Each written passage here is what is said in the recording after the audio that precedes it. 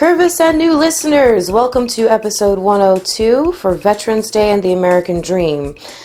I know some of you were eagerly anticipating my podcast with up-and-coming comedian and recovery advocate Eddie Wilcox, but I've had to push everything back by about a week so I can present to you an impromptu podcast that may be my most powerful episode yet. As many of you know, Curve the Cube is about inspiring people to pursue their dreams by interviewing those who are doing just that. The foundation of a pursuit of dreams is, for many, is the American dream itself. And there is really no dream more emblematic or inspiring around the world than that beacon America has been as a place where hope meets hard work. But we find ourselves at a time in our American history where masses of people feel like the American dream is at grave risk for them. And this election, and for many, Donald Trump himself, is a driving force for either a promise lost or a promise regained. So, as I heard of an anti-Trump protest on Veterens Day right here in West Palm Beach, and a bubbling counter-protest, I decided to head down there and see what those dreams are for people. There is a clear passion involved in both protesting and counter-protesting, and I wanted to get to the root of some of this passion. So I went down there with a friend, but rather than asking about people's dreams per se, I just asked what brought them there. And I was struck by the diversity of answers as I was by the possible areas of common ground that seemed to surface. Of course, finding people with opinions against Trump was like shooting fish in a barrel. But finding the counter-protesters, at least those willing to speak into my mic, was a bit trickier. But the voices I did find to share offered very striking perspectives as well. So my hope with this episode is to allay fears but inspire action, to propose areas of commonality so we can focus on continuing to progress as a unified, strong country and world leader.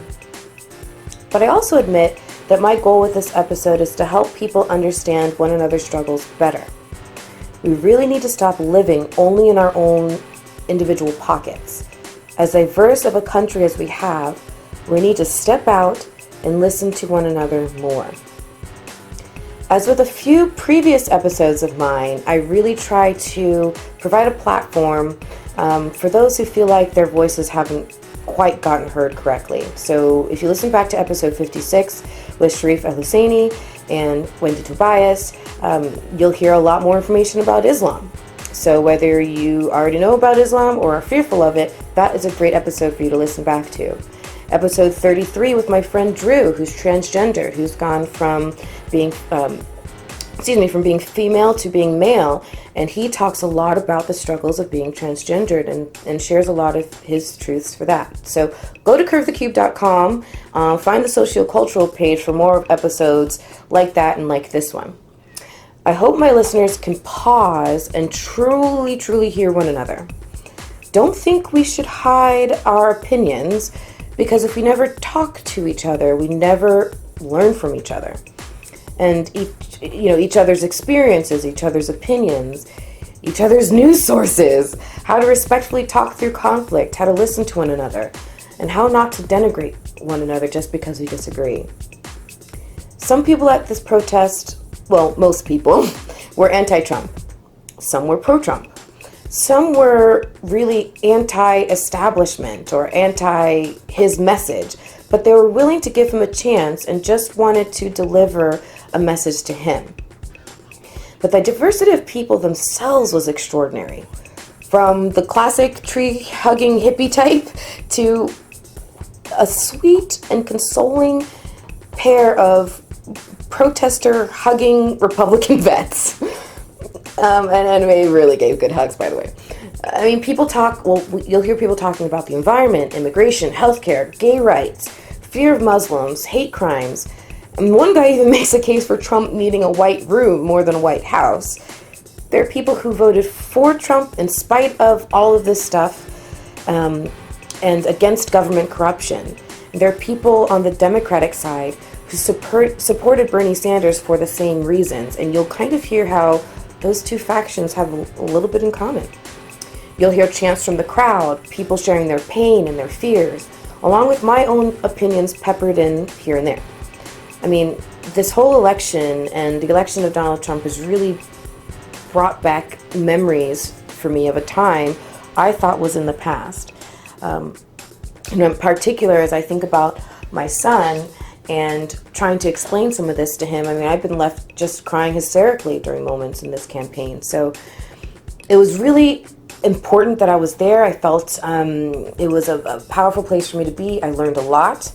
Protests are extraordinarily important, but the optics of the movement, as powerful as that is on television, is still very macro level. And I wanted to really get in there and dissect it a bit. We keep shouting at each other, but nobody's listening. So while raised voices and shows of unity are extremely important, I wanted a chance to have some individual voices on every side bubble up. I wanted to use my platform for good. And I know it may be small, but every bit of positivity is helpful right now. So reach out to those who disagree with you and start a dialogue. Find pieces of common ground and build a foundation of unity there. Don't assume you know the particular reason someone voted for one candidate or another, and don't let others assume the same of you. Speak your mind, but also listen to each other. As the protest wound its way through the streets of downtown West Palm, one lady called herself a radical American equalist. We can move on as a country together as long as we keep in mind those ideals we hold as self-evident, that all men and women are created equal. So let's remember that we are all Americans, and that American principles urge us to embrace one another. So hope we can all be more active toward the American dream that unites us all. Everyone down there was passionate for a different reason. They're all trying to hold on to their vision of the American dream. And hopefully this episode inspires you towards your own civic engagement. Thank you to our vets for our right to protest and all of our other freedoms. And happy belated Veterans Day. Curve the cue will now initiate. Because, you know. Oh, you're gonna sound just fine. Okay, so if you want to say your name, you can. It can be just first name. It can be first and last, or nothing, none of the above, or you can make up a new name. I just was curious because we're down here. We heard that there is a protest going on tonight, an anti-Trump protest, or whatever the people's motivations are. And that's what we're down here to find out. And I'm so glad I ran into you because I was really hoping to find someone who would communicate with me the reasons that they were pro-Trump and cast their vote for him. Would you mind sharing those reasons? Not at all. I was pro-Trump at first. I kind of wavered there when every time he opened his mouth and something came out of it that was derogatory. But at the same time, once I saw what was going through with the emails and the dishonesty on Hillary, that kind of made me decide which way to go. Mm-hmm. Basically, the lesser of two evils. I understand. And how long in the campaign, I guess you say, how far back ago did you make your final decision? Was it up to the wire, or? About a week and a half ago, 2 weeks ago. About a week and a half ago, 2 weeks ago. Okay, interesting. All right, well, I really appreciate you answering a couple questions for me. Thank you so much. I really appreciate it. So, thank you. Thank you. There's people here. We have to respect them. They live here. This is their home. They didn't choose to be part of this mess. Thank you. And again, hopefully the organizer will be here soon. Thank you. I'm going to get it. Thank you. Those of you who just came in, we cannot be come on over the grass, please. Stay over here on the grass. You can be on the sidewalk only. That's their property, technically. They could technically cite us or tell us we're impeding traffic. Hi there. Hi. So my name's Jemmy. I have a podcast, and I'm here to get some interviews and quick sound bites from people as to why they're here. Do you mind if I... Not a problem. Okay. That would be better probably than later. Okay, great. I'm on Facebook. You can find me, Luis, Luis Garcia, Garcia. All right, and what brings you down here, Luis? Why are you wearing a Black Lives Matter shirt, holding a Trump's hate shirt? What does this rally mean to you? What does this For me, my message is very personal. Yeah. I'm a retired 28-year firefighter. I'm a lifelong Republican. I voted Republican much of my life. I served in the Marine Corps. I'm from South America. I'm not your typical Democratic Party supporter. Okay. I'm here just for peace and love and unity. The reason I'm here is because I founded a support group on Facebook the largest support group for survivors of sociopaths and domestic violence called International Survivors of Sociopaths. Wow. When Mr. Trump announced his presidency and I started watching everything, I started to see the warning signs. He is what's called a malignant narcissist. He is a sociopath. And they're not all serial killers, they're not all behind bars. Once he got elected, I realized this is very serious. I'm just here to just speak my truth. Nothing's going to change tomorrow, but I will feel better knowing, okay, maybe one or two people are going to Google the term malignant narcissist. That's what Mr. Trump is.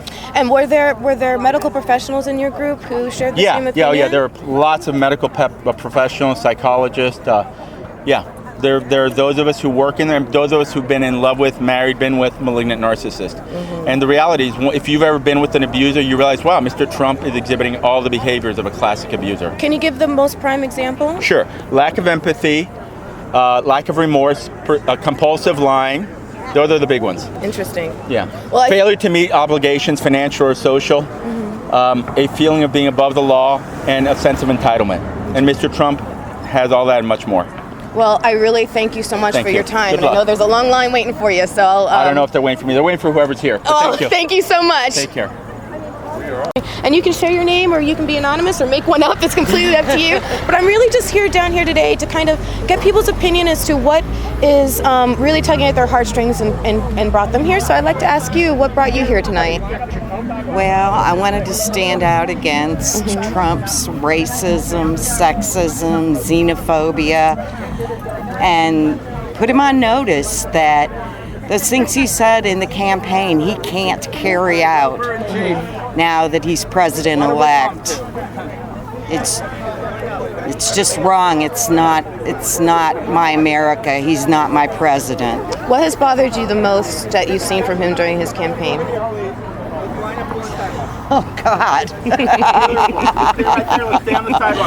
That's difficult. Yeah. I mean, the blatant racism against Hispanics, blacks, the xenophobia against Muslims, the sexism, and the fact that he committed sexual assault and admitted it. Right. And this man is so unprepared to be our president. I mean, I believe the things that President Obama and Hillary were saying before the election. He's not prepared. He doesn't have a clue.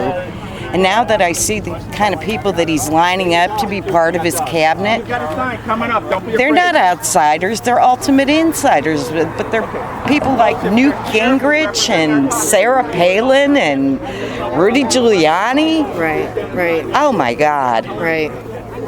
Well, I appreciate you coming down here and you sharing your voice and lending it to. And one criticism that people might have is that, well, the election's already happened. What's done is done. What change can we really affect by being here tonight? And what would you say to someone who said that? I think we can send President-elect Trump a message that a lot of the things that he said during the campaign he can't follow through with because they're simply not American values. They're unconstitutional. Amen to that. I don't even know what else to say. Thank you so much for taking time. I really do appreciate you sharing your moments and sharing your voice with the podcast. Thank you so much. Okay, thank you. And you can share your name or not, or you can be anonymous. Sam Goodstein. Okay. I'm president of the Lake Worth Democratic Club. Well, hello. And I was a supporter of Bernie, voted for Bernie, supporter of Hillary, worked and voted for her. This was not the year of the insider.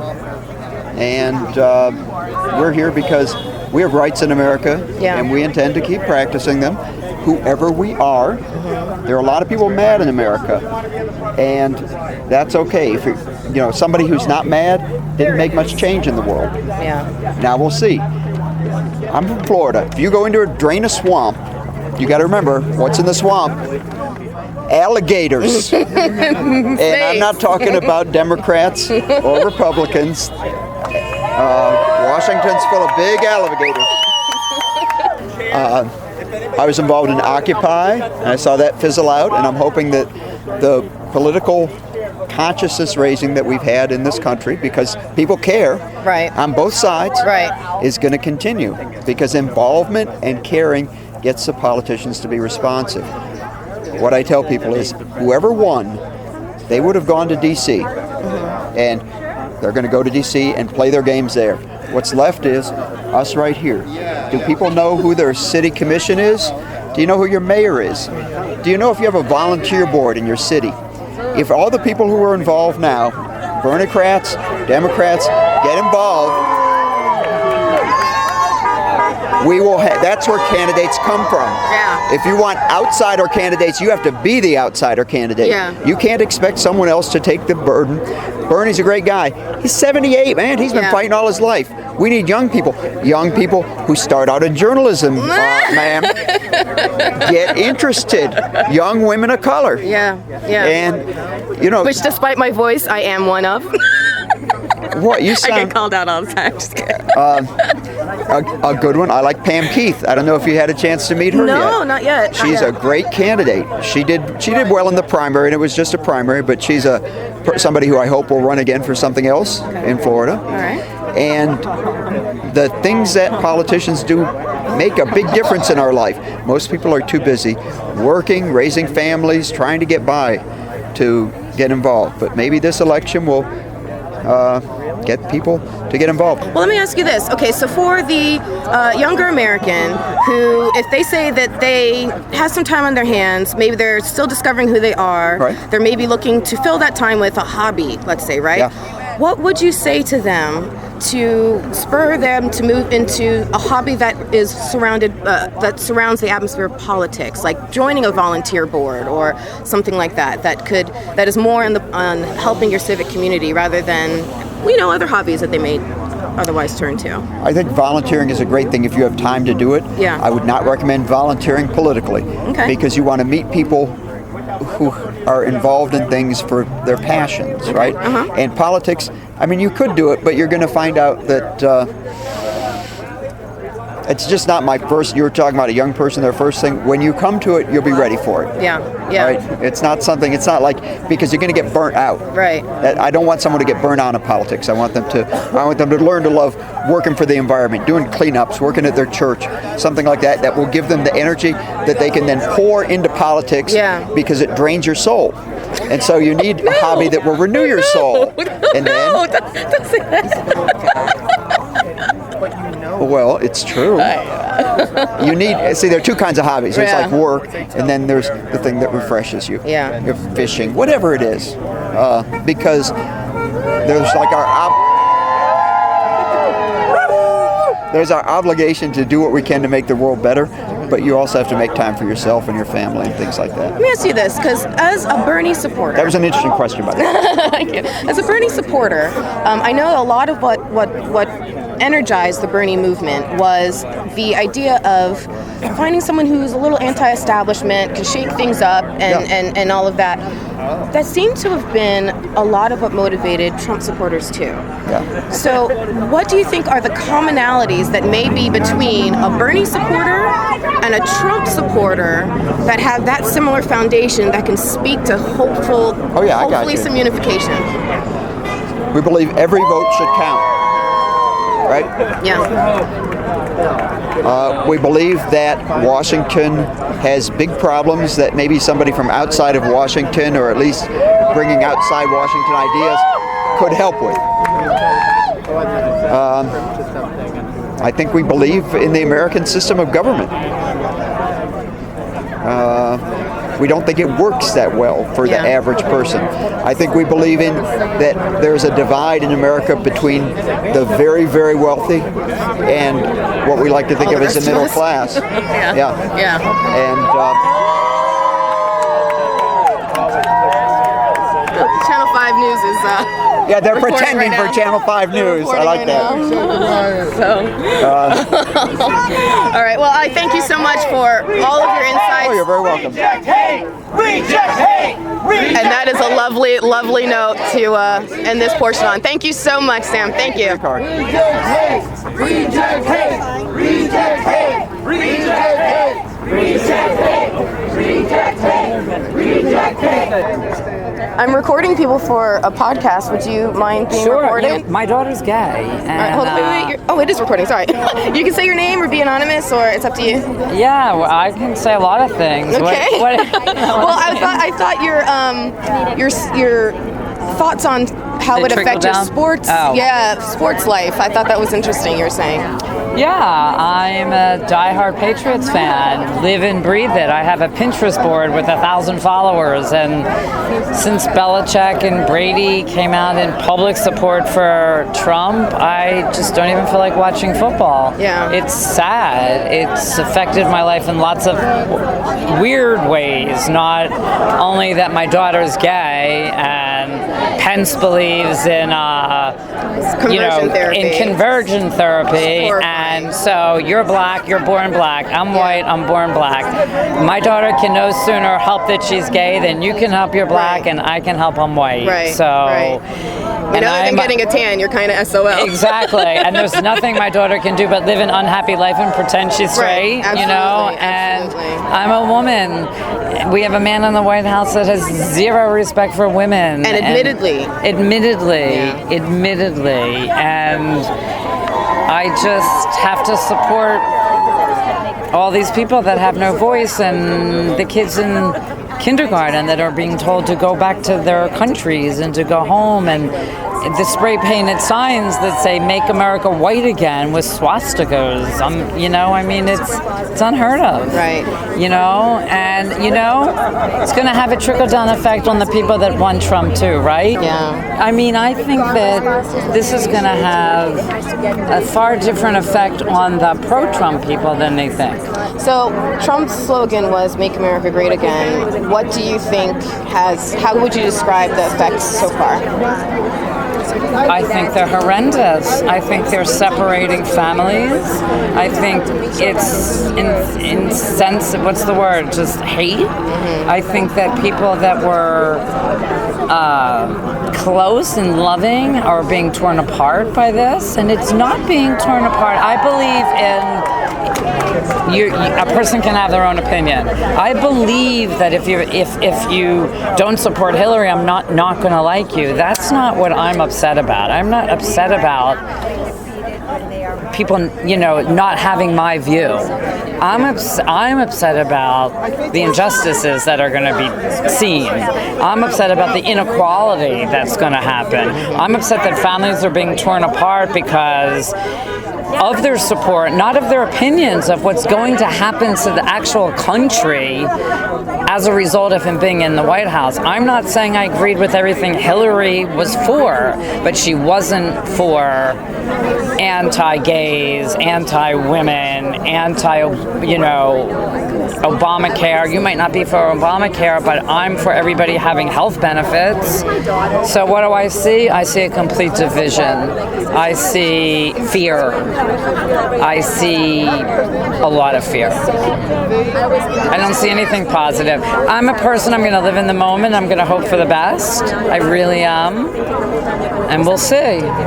Well, thank you so much for sharing your thoughts. I really do appreciate you taking the time. You're welcome. And for being down here in the first place. Thank you so much. Yeah, it's on my, what can we do? Yeah. What can we do? We can either hope that something great happens and he surprises us, or it's going to have this effect that the country's going to be so up, excuse my language, in 4 years that everybody's going to say, oh my God, look at what we did.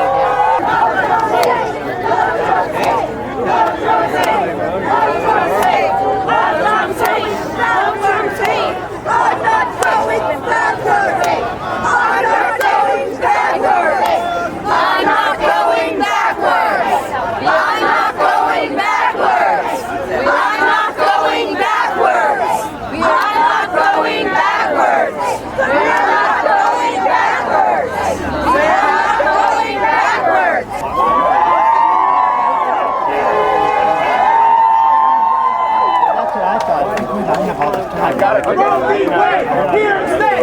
Roe v. Wade, here to stay. Roe v. Wade, here to stay. Roe v. Wade, here to stay. Roe v. Wade, here to stay.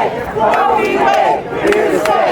Hi there. Hello. Hi, my name is Jenny. I have a podcast where I'm just trying to find out from both sides why people are here. Would you mind if I ask you a few questions? I'm not here to answer questions. I'm just here to silently protest. Silent majority is here. Sir, would you like to lend your voice to your... Pardon me? Would you like to share your voice? What am I going to say?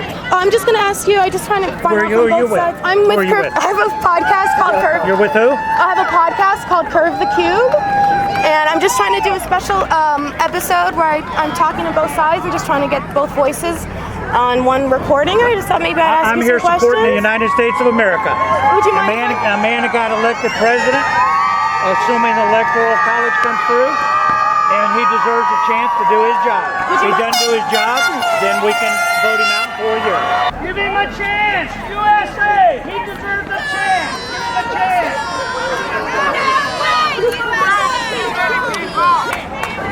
Make America with empathy again. That's what it says.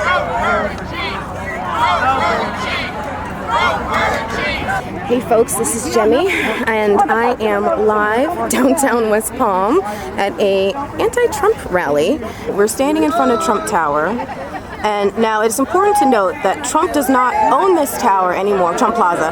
Trump does not own this anymore. There is, it's under new management, so they're trying to be respectful. There's somebody on the other side of this crowd here who is making sure people keep the sidewalks open and clear, and just let you hear it for a minute.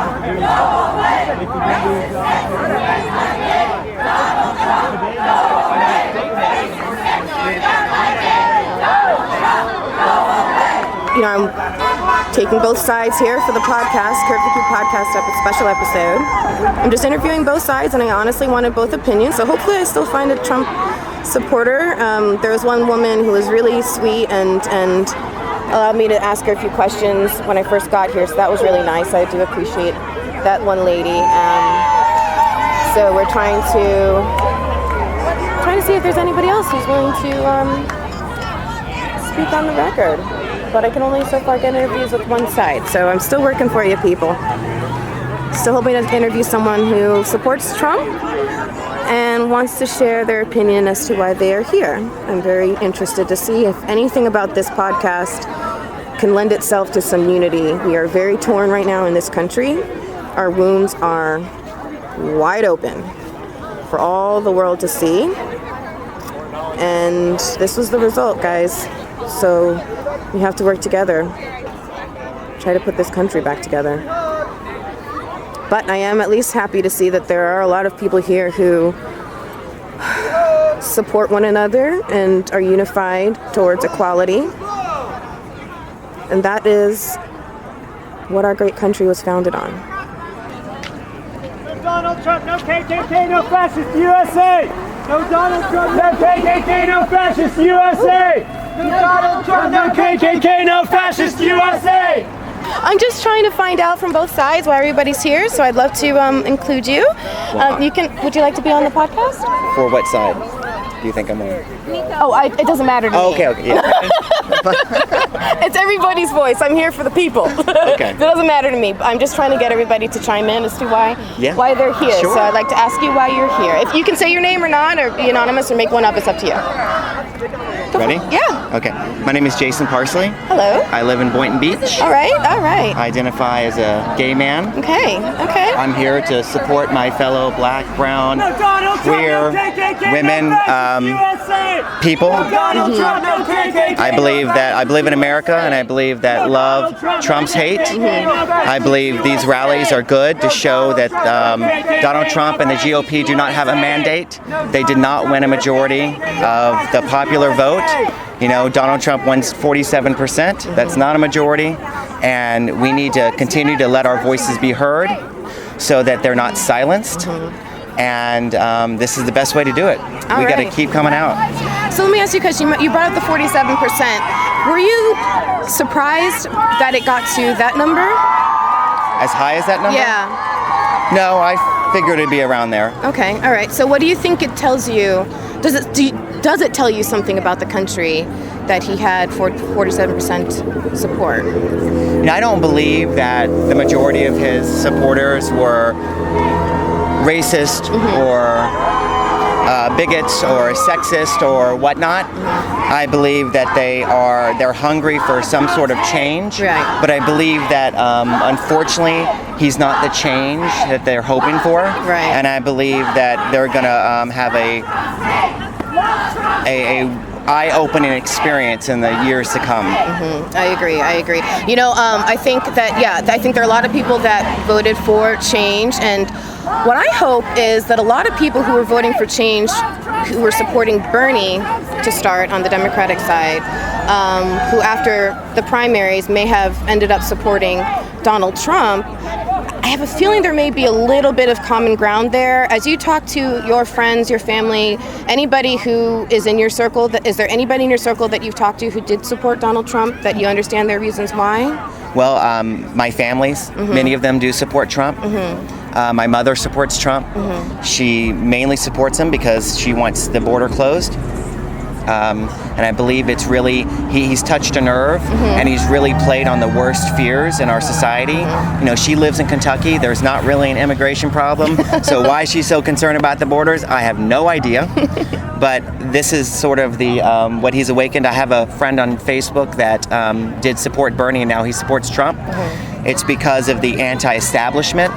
It really has nothing to do with policy. It's just they were both anti-establishment candidates. Right. He believes that both of those candidates were going to shake up Washington and fix it. Right. Again, I think maybe Donald Trump had the right message, but he's certainly the wrong messenger for what they're really looking for. Right. I agree. Thank you so much for your time. Absolutely. I really do appreciate it. Thank you.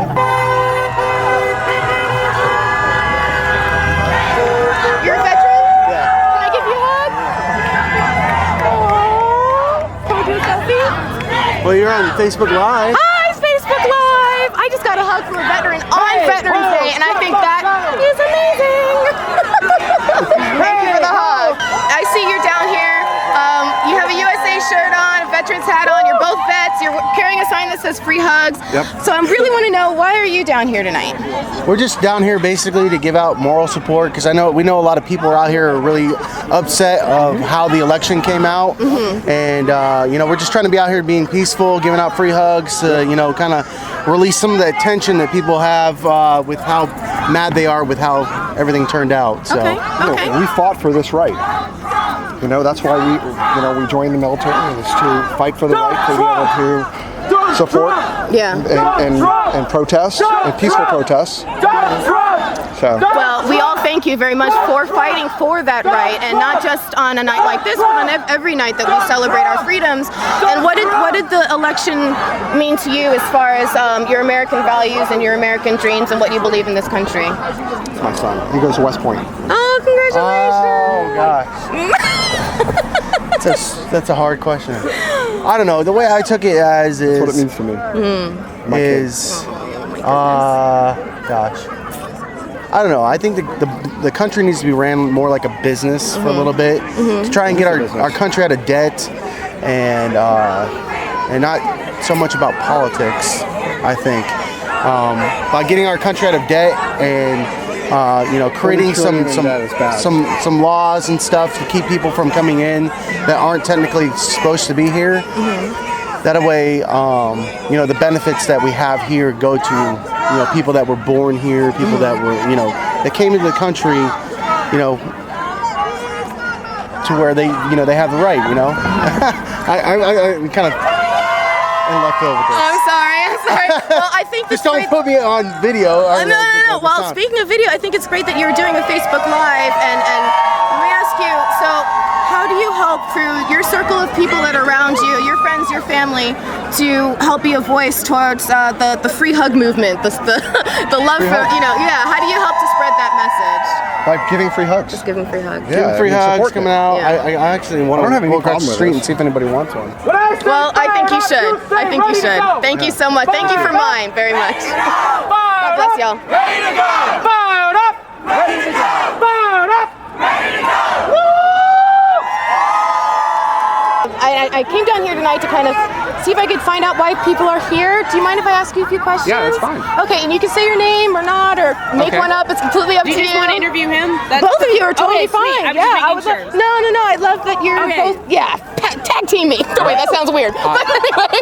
It's okay. It's not the weirdest thing I've heard tonight. I heard Trump became president this week. That's the weirdest thing I've heard this week. Okay, so you ready? Yeah, let's do this. Okay. So why are you guys down here? By the way, I'm Tyler with the Fellow Travelers Community Action Group. And I'm Miranda Carey with the Fellow Travelers Community Action Group. We're out here because the Trump presidency poses a serious threat, and the threat has already existed, but it poses the opportunity to magnify the threat against women, people of color, especially Muslims, black people, and Latinos.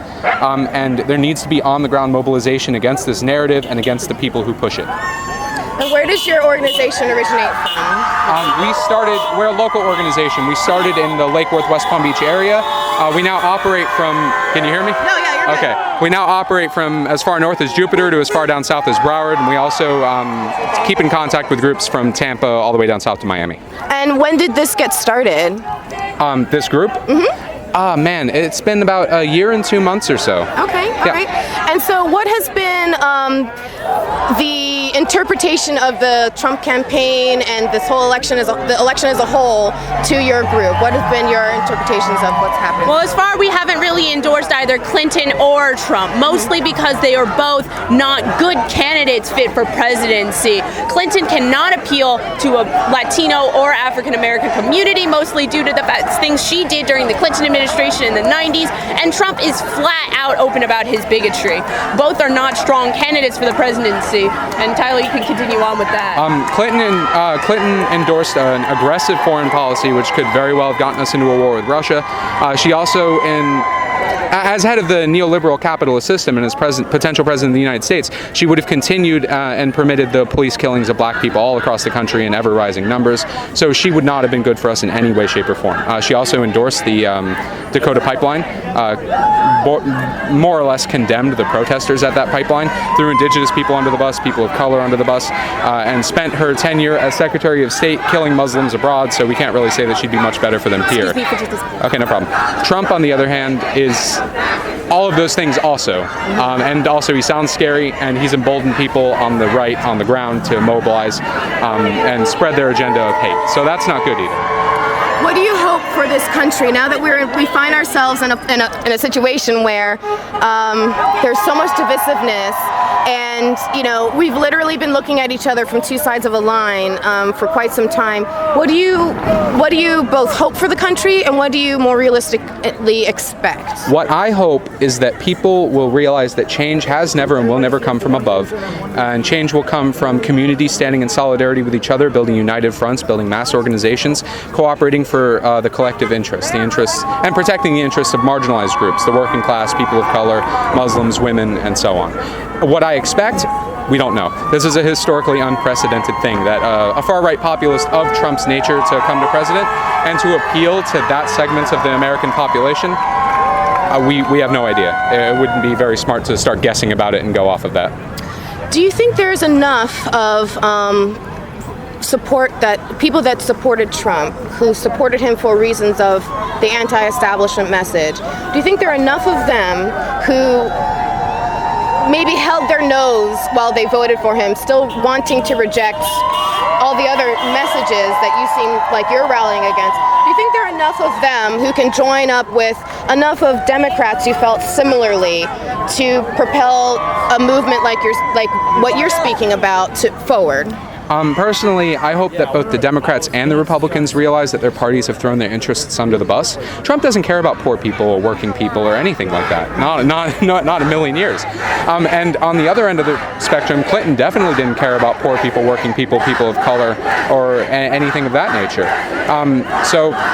But to answer your question, I do hope that people on the Trump side will realize that Trump didn't care about them.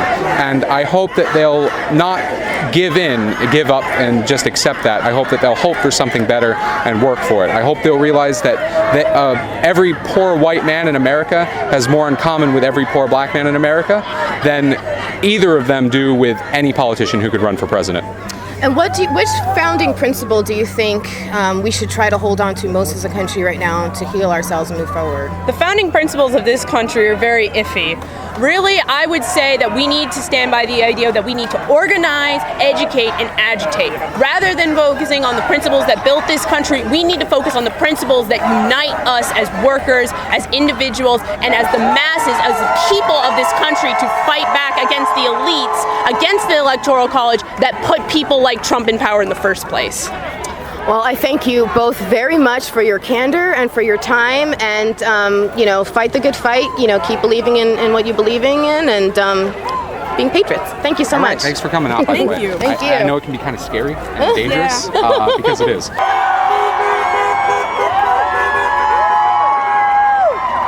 why are you down here tonight?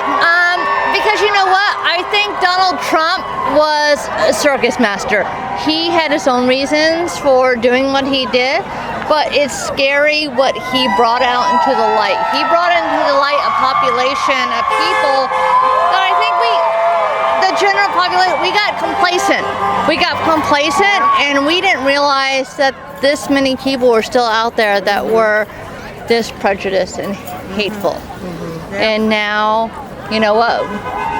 We were complacent, and now we need to get back out there. We need to get back there and still be active and be activists for our country.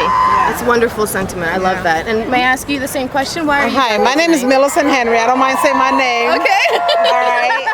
And I'm here because I feel it in my bones. I know that Donald Trump is a narcissistic, arrogant, stupid. You don't hold it back, do you? No, I'm I not. And he dislikes race. He likes anyone other than him. He's racist. He dislikes anyone that's not like him. He doesn't like LGBTQ, blacks, Muslims, anyone with any kind of medical, anyone that's different from him. And that's not right. It's not right at all. And so we have to immobilize ourselves now. Like my friend just said, I don't know if my friend want to say her name, so like my friend just said, we got complacent. We got complacent. We didn't think that it could go that way. And because it went that way, now we're waiting on, we're trying to give this whole thing another chance for Hillary, because she can still become president based on when the Collegiate Electoral Board meets on November 19th, I believe is when they meet, and they can overturn all of this. When he was sitting with President Obama in the White House yesterday, he looked totally uncomfortable. He had no business there. He didn't know what to do, and President Obama just took charge. And he's not that kind of person. He's just narcissistic, and he's in love with himself, and he wants everybody else. He wants to be in charge. He can't be anymore in charge. He's already owned everything he thinks he can own. He wants to be the man of the world, the man that the world looks to. No, it's not gonna happen. Not on my watch. Okay. So when you think about your thought process is since the election night, and emotionally, mentally, what have you, what was the part of you that said, I need to be here tonight? Well, I have children that are being raised here, and I have grandchildren, and I don't want them to grow up thinking, I have 2 grandsons, and I don't want them to grow up thinking that they can act like him and get somewhere. Just because he acts the way he acts and talks the way he talks and put down people, put down women. I gave birth to 2 girls and I have 2 grandsons. So I'm looking at it from all different levels of gender. And I don't want my grandsons thinking that they can do that. I'll knock them out. Somebody should have knocked him out a long time ago. They can't do that and get away with it. You just can't be rude and disrespectful to people and think that you can get your own way. And the people that got him there are thinking like him, and so we are here because we believe in the democracy of America, and this is one way of showing that democracy is to protest what happened. And with that, hopefully the electoral board, the Collegiate Electoral Board, is watching and listening, because this is not just in West Palm Beach, it's everywhere. So go ahead. Can I say something? Like you said, the reasons I am so strongly opposed to this, as a woman, as a lesbian, as a person who, my sister-in-law is from St. Lucia, and she still has family who's coming over as an immigrant. So all these issues are affecting my family. I mean, so we touch on all those issues. And this man has and I have a sister with cerebral palsy. So he has touched on every single issue, and he is a bully. Yes, he's he a is. bully. Yes. He is just like, he doesn't care. He doesn't care about those things. And he was like, oh no, but I'm for the working man.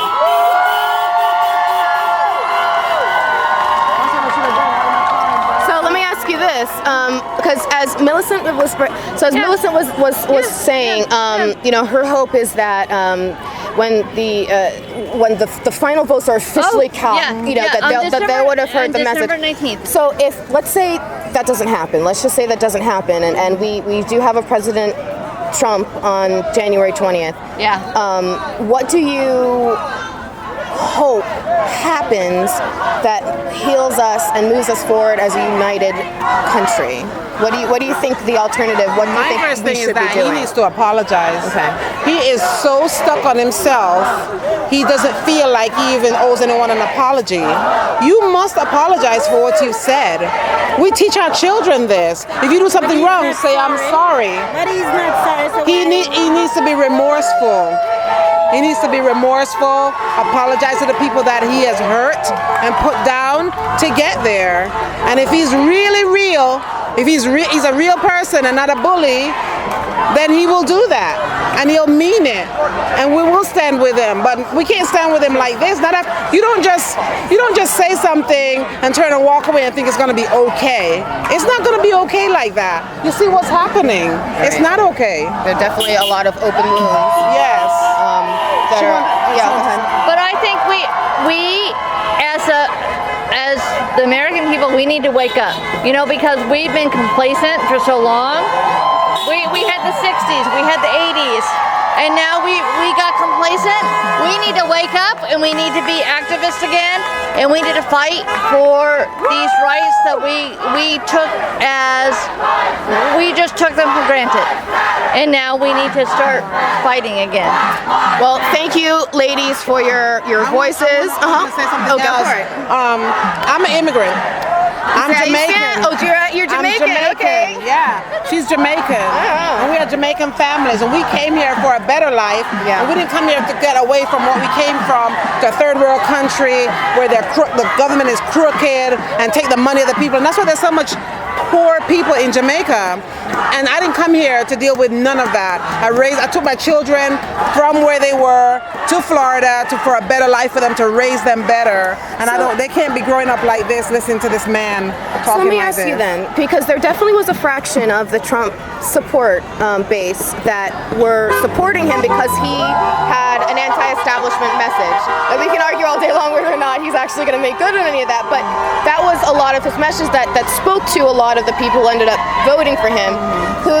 So when you're talking about immigrating from Jamaica to leave a government that was corrupt, and now you have people who voted for Trump because they're voting against a corrupt government. Yeah. What message would you say to them, speaking on that common core foundation? What message would you want them to understand to why you have that in common, but the vote for Trump was painful? They've never been through anything. They haven't been through anything. That's why they don't understand. That's why they don't see it in him. It's the second or third generation. It's not the first generation Jamaicans. It's like the second or third. Right. It's well, no. I don't mean talking to the people that voted for him. People who voted for Trump, regardless of where they're from, a lot of them voted it was a vote against the establishment. So there seems like there's a common thread there of that caused you to leave Jamaica, that's causing some people to vote for Donald Trump. I think to stand here today. Okay, but I think there's also, and I think there's a similar reason why some people voted for Bernie Sanders was to get the anti-establishment message. So I'm hoping that enough people who voted for Donald Trump for that reason can maybe start to understand that all the other stuff, the character-driven stuff that's around him, is painful to those that he's spoken of, the way that he spoke of, and that's why we couldn't vote for him. We and amongst, at least for me, many other reasons. But I think there is some commonality there, and I'm hoping through conversations we can kind of find more of those pieces and start to put them together. I think it will start with him. If he's going to be our leader, then when you're leading the pack, you have to be an example. And he is not an example. It comes down to that. You are not a good example to be a leader. You are unfit. Just like the President Obama said, you're unfit at this time to be president. I'm not saying he could never be. I'm saying that you're unfit at this time to be president of the United States of America, not the America that I live in. Well, thank you very much. I loved it. Thank you so much for talking to me. Thank you. Thank you so much. So I just wanted to know why you're down here tonight. We're here to protest against that scumbag Donald Trump and all businesses that decide to put his name on their business. If businesses were smart, they would understand this. Bigot, women hater, racist, homophobe, son of a, excuse my language, they would remove his name from their businesses and stop being associated with such a horrible person. That's why we're here. We're not only here to protest against the how our voting system is and how it should be. Yes, the electoral college and how it should be us, the people, who represent and who vote a president in, not the electoral. We're also here against what Donald Trump stands for and how businesses continue to support him, which is ridiculous. We're here for women, we're here for gay, we're here for straight, we're here for people who are immigrants, who are freshly new into this country. We're here for Black lives, we are here for everyone. We are all here to be represented, and we will no longer stand against a company or a group of companies that stand against us. We are all one.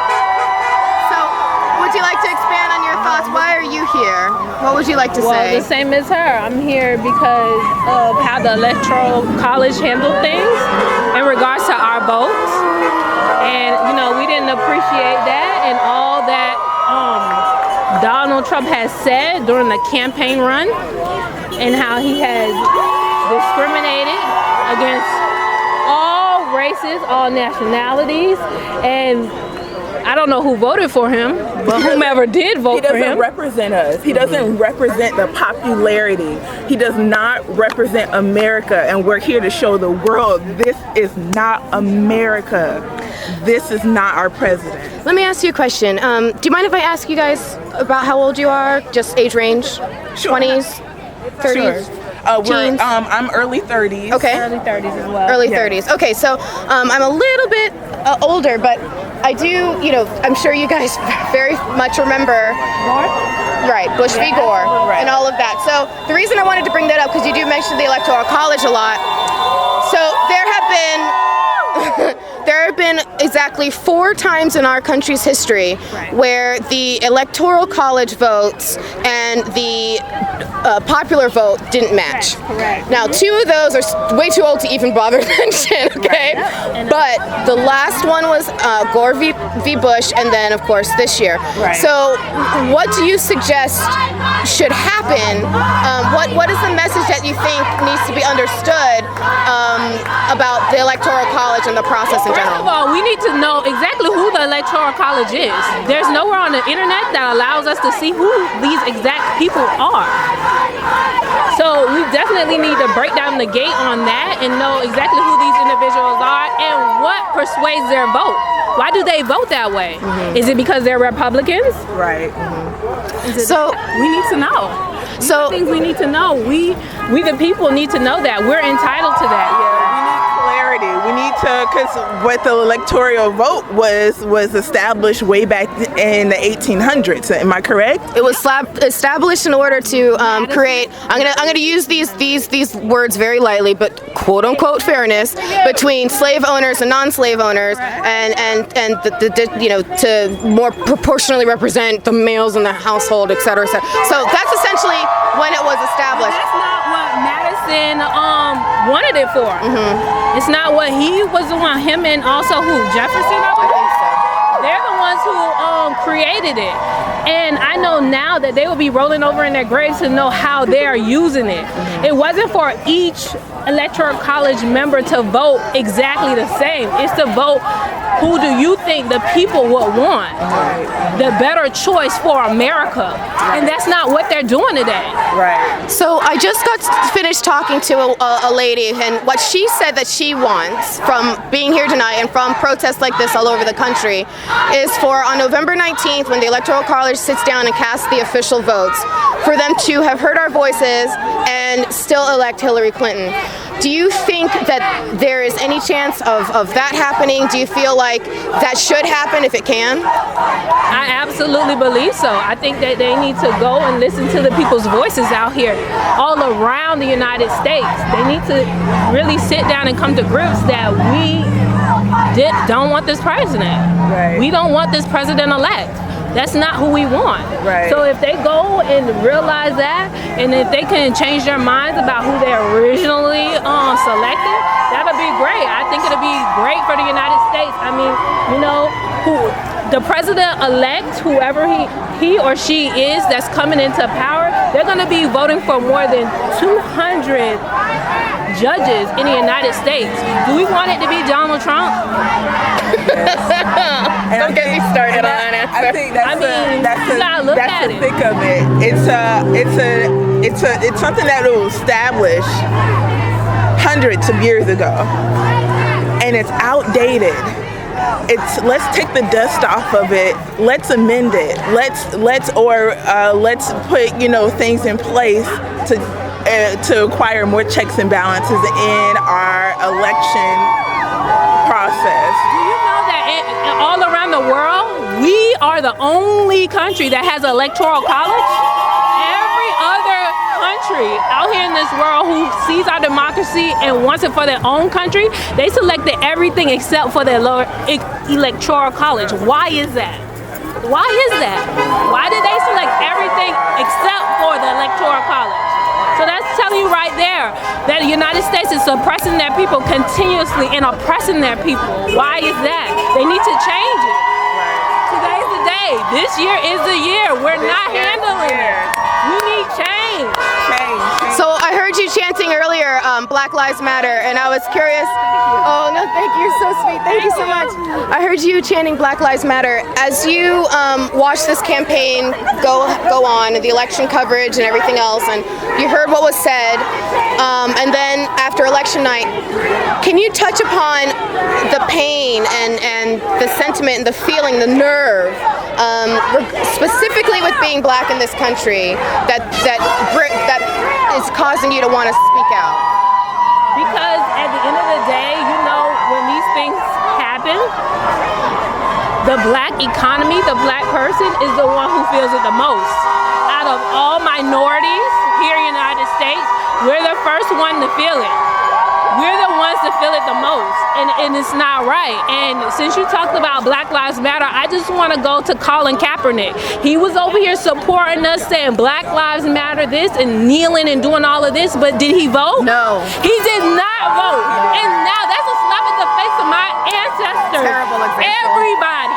And he is just nobody to me. Just nobody, because you can't criticize the process if you refuse to be active. Like we're here on a Friday night, Veterans Day.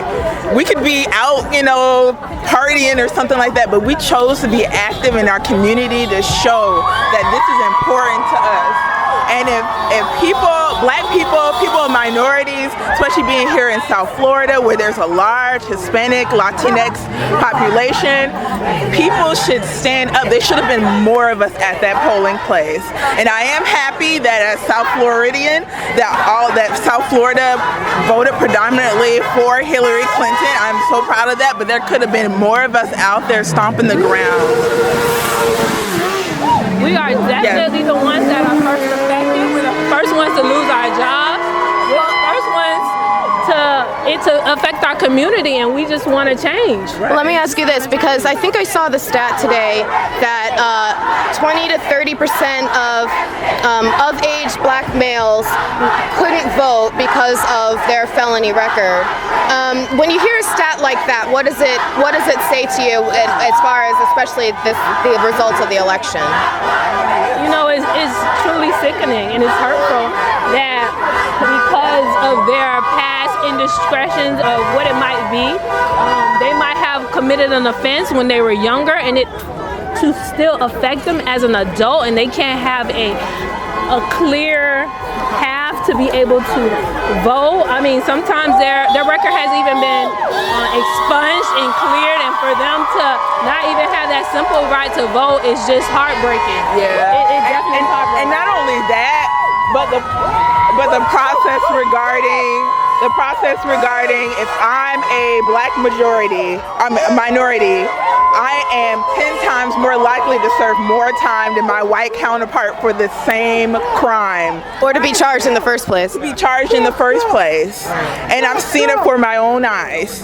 And for people to put a Band-Aid over racism as if it does not exist, it exists all over the world, including the United States. So what we're standing up when we say Black Lives Matter, we're saying Black Lives Matter all over the United States, or all over the world, rather.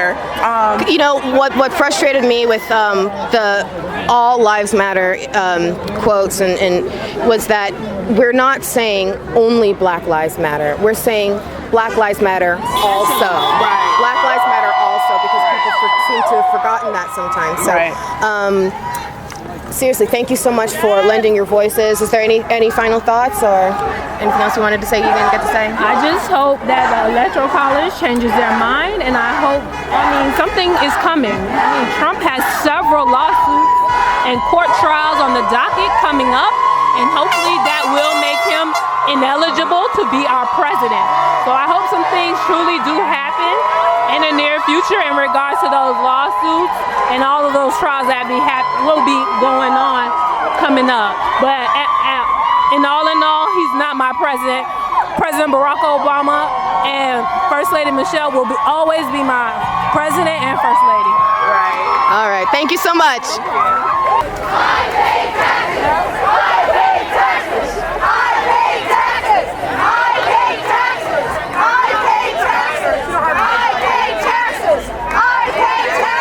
No, that's fine. So I'll start with my standard question. What brings you here tonight? I'm here to protest Donald Trump's recent choice to make Sarah Palin for the head of the Department of Interior. Wait a minute. Did this just happen This tonight? happened, yeah, right away. First day, he said, I'm going to make Sarah Okay, I missed Palin that. part of my cabinet for the Department of Interior. Okay. And he's also appointed one of the leading climate skeptics to be his leading EPA transition team guy. So those things we can't stand for. I mean, we're already past the point where our carbon dioxide, there's too much carbon dioxide, over 400 parts per million, and we've been told multiple times by scientists, I'm a chemist myself, and I've studied the environment and how... So you clearly have no credentials, go ahead. Yeah, exactly, no. Just kidding. And it frustrates me that we have a president that refuses to believe in and to listen to scientists, just listen to people who are intelligent, I'm not going to ask him how to manage a building, and I hope he wouldn't tell me how to do chemistry, and that's where we're at right now. I feel like we need to educate him as a people, and he's our president now, and there's nothing we can do, and I will support him as our president. But that being said, we need to educate him on Black lives, we need to educate him on the environment, we need to educate him on women's rights, we need to educate him on gay rights as well. I mean, there's a lot of work to do, and that's why we're here. So let me ask you, do you think that Donald Trump truly doesn't believe in what the environmental scientists are saying? Do you think that he was just giving a message, or do you think it doesn't matter whether he actually believes it or not? Well, he said in the past that he doesn't. Yeah. But he said lots of crazy things, so I'll give him the benefit of the doubt of a clean slate. But however, with these 2 days since his election, or since he's become the president-elect, he's made decisions that have shown that no, he is not for supporting the environment. He's already said that he wants to remove us from the Paris Agreement, and China and India are going to stay. And as developing countries, when they stay and we don't, that's a bad message. I mean, that's really bad. We need to be leading the fight for the climate and for our planet. So this is more than just the environment for you. This is also our place as world leaders. Of course, yeah. Our image is very important, and I feel like as someone who comes from immigrants, my family's from Argentina, I find it very important, and I just went down there this summer, and their image of America is definitely lessened. I mean, that's without a doubt, that's objective. It's not subjective at all. They think less of us because of Donald Trump. And that's South America, and I guarantee the rest of the world is the same. I have family in Europe, and they all feel the same. But that being said, I do want to support him as my president, and I just hope that he can right all these wrongs. I want to have faith, so just keep hoping, you know. What if you could have a sit down with him and pitch one initiative? What would one initiative be that you would pitch Donald Trump? That's a hard question. No, I'm sorry. I'm here tonight because I believe that we need to do something about the environment. So I would say that is the most important to me. But as a white male, I don't deal with the problems that black people deal with. I mean, no one knows that I'm Argentinian. No one could tell. I'm a white guy, and you know, I've been in cars with my friends where an officer has pulled a gun on him just because he's black. Pulled him over for no reason. They said he didn't have a license plate. He had a license plate, and they pulled a gun on him right away. And I've never experienced that as a white person. I've been pulled over many times, and I've never had a gun pulled on me. I've never been approached with suspicion. And that night, right away, the cop treated him completely different than I've ever been treated. And I learned right away that this is not the America that I want to live in, and we have steps to take. But for me, the environment is the most important. If as a woman, I would want my right to choose. As a black individual, I would want to not be stopped and frisked, not to be, profiled. It's awful. But for me, the environment is the most important issue. Well, I thank you so much for taking the time to answer a couple of questions and let me know and my listeners know what your motivations were for being here. So thank you so much. No problem. Thank you. Thank you. I wanted to know what brings you here tonight. Okay. You're recording? Oh, yeah. Oh, okay. The reason I'm here is because Donald Trump got elected this Tuesday, and as a Latina queer woman, I'm really scared. Since the election has happened, there has been like transgender murders and suicides. There has been all sorts of like xenophobic and like racist posts everywhere all over the country. A Muslim man got murdered, and there's like all of this hatred coming towards like communities of color, you know? So it's a really scary thing. Having elected him makes it okay for people to be blatantly racist, and that is not okay. I agree. So what do you hope that protests like this and the ones that are going on around the country, well, I guess I'll start with, what do you think the common core message should be to Donald Trump?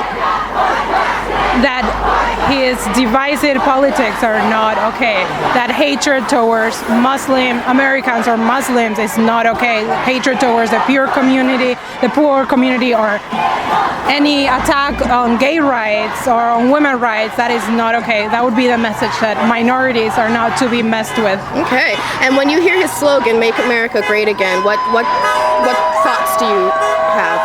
It sounds like "Make America Racist Again." It's about race. It's about going back to a time where it was okay to divide between your different races. All right. Well, thank you so much. You were great. I appreciate your time and I appreciate your questions. So where can I find your podcast? Here, I'll give you a card. Okay.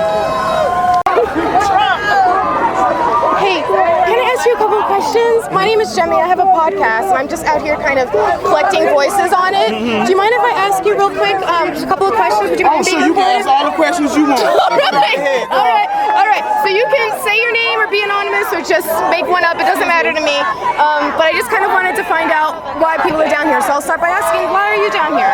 I'm down here because this world today is just unbelievable. Trump is not a good man. Trump is not a good man, and I believe that what he stands for is wrong. So the racism, basically just saying that blacks have nothing to lose, which is not true. There are some successful black people out here, and it needs to be addressed. And basically, this protest is not about like trying to kick him out of the White House, but get his act together. and let him know that we want you for us, not just because you want to deport all the racism and stuff going on around here. So basically, that's what this protest is for. Awesome. It's for to get his act together. Okay, so I've had a number of different thoughts on this while I'm interviewing people tonight, and some people are of the sentiment of let's challenge the Electoral College, let's get them to vote differently November 19th. But it sounds like you have a little bit of a different stance. You're willing to support him if he's willing to support and change, support all Americans and change is what it sounds like to me. Yes. Is that so?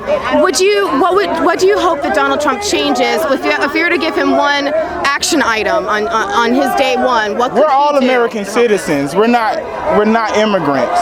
I'm an American citizen. We're human beings. We're human beings, all of us. And I don't think him separating everybody is a good idea. I don't think that's not presidential. That's not what our country stands for. That's absurd is what it is. So, thank you. He ran his campaign on the basis of hate. Is he really going to actually try and get people together? The people, constituents that supported him do not want people to come together. So if that's the agenda he's pushing, it's obviously not going to go anywhere. So if that's the case, then what can we what can we do as people who do want unity? How can we come out all the time? Every time to utilize their will and do what the people want. The people chose her. Let's go with that. Every time he tries to pass a law, every time he puts forward a bill, every time the Senate and the House gets together to pass something horrible, this is what we need to do. We need to come out here. This is not the only day we should be out here. We should be out here constantly. Every time there's something going on that we don't like, we should come out here and start protesting. Come on. We should not be sitting on our butts complaining for the next 2 years, and 2 years is all we need. We need to be out here campaigning, protesting every time, because for the next 2 years, this man can dismantle everything. He can dismantle our EPA. By the time he leaves, we're talking about dirty water, hydrofracked like you won't believe all over this country. We're talking about oil pipelines everywhere. We'll be set back on an energy sector 4 years behind. Everybody else in the world will go ahead of us, and we'll go back into using fossil fuels. Every time he passes a law that is against women's rights, we should be out here doing this. This is what we need to learn from these results of these elections. While we sat on our butts and a third of us never voted, that's why Donald Trump is the president. So what we need to do is we need to change ourselves and get out here and put in some effort every time. You know what I mean? We support this message. Yeah. I'm with her. I'm with her. Well, thank you all for being so passionate and for sharing your message. Is there anything else that you wanted to say while I have the mic all hot? Love Trump's hate. Dump Trump. Woo! We heard it here. That this country is made of immigrants. You can't just go against everybody. You have to remember where you come from, okay? This is made of immigrants. He's an immigrant himself. You know, you can't just like deport all these people. You can't just do that. Yeah. Just because, you know, we're illegals or whatever. No, we're humans. Just because we're not legal does not mean I'm less than you. You know, it shouldn't be that way. You know, all of these people work, they build buildings. They pay more taxes than he does, and they're quote unquote illegal or undocumented or however you want to refer to them. They pay more taxes than he does, and this man hasn't paid in 20 years. Nobody's talking about that, but they want to sit here and talk about immigration. And his taxes the issue that it is. It's irrelevant. It's irrelevant. Pay your taxes and then come talk to us. That's what we need to do. There you go. Attention. Start forming rallies every time. We can't just sit on our butts anymore. You know what? Most of the people didn't even come out to vote because the poll said that Hillary was going to win double digits and whatnot. You know, that's they said they were 91% sure that it was going to be her. That was from CNN. Yeah, we need to stop being apathetic and let things just happen. We need to get off our butts, stop being apathetic, and do something about the changes we want to see. Right. We need to get out there and start speaking. You know how many times people were right in my face about Trump and I backed down. I backed down because I didn't want to say anything to them. You know what? We need to stop that. If they have a voice, why don't we? At this point on news and media, everywhere you turn around, they're talking about how people are sick of liberals. No, 75% of this country is liberal. 50% of them didn't vote. So you know what? I'm sick of these haters. That's what I say. I want to live in peace, I want to live in harmony. Like, I don't want to have any kind of racial tension in this country. The people that are causing it elected their president. So what we need to do is come out here all the time and start protesting every time he comes up with something racist, something misogynist, something, every time he acts like a bigot. If he was grabbing women when he was just a guy who ran pageants, what do you think he's going to do with the power as a president for 2 women? What do you think will happen to him? What's he going to do? And then what about all his men that he's got on his cabinet? What's coming down for us down the pike? Can we walk on the streets without being grabbed? That's my question. He's not going to take our rights. He's not going to take our rights away. He's just not going to do it. We really need to get out there. That's why we're here. That's why we're here. Yeah, and we should be out there every time. Exactly. Not just the one time. We should keep doing this. Well, thank you so much, guys. I'm going to give you my card. You're so great. What are you doing? Flintstone Media? All right. There you go. So the podcast is, thank you, Curve the Cube. Yeah, it's called Curve the Cube. Please check it out. I'm not sure exactly when I get this episode out. I'm going to try to edit it tonight, but it's going to be kind of a bear. But I'm going to try to do it. So if I get to release it tomorrow, I'll release it tomorrow. But keep looking out for it. Thank you guys so much.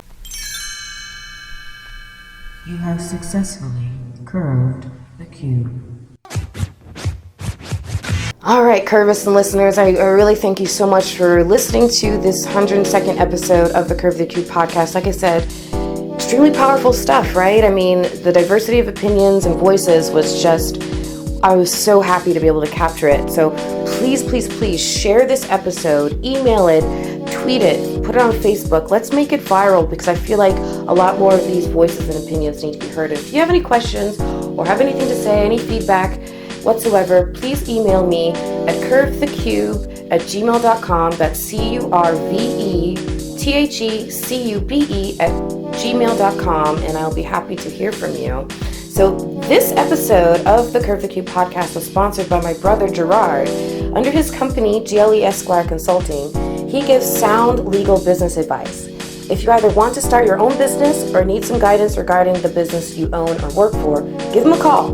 He is a Harvard and Columbia Law graduate. He's worked for some of the world's largest and most prestigious law firms.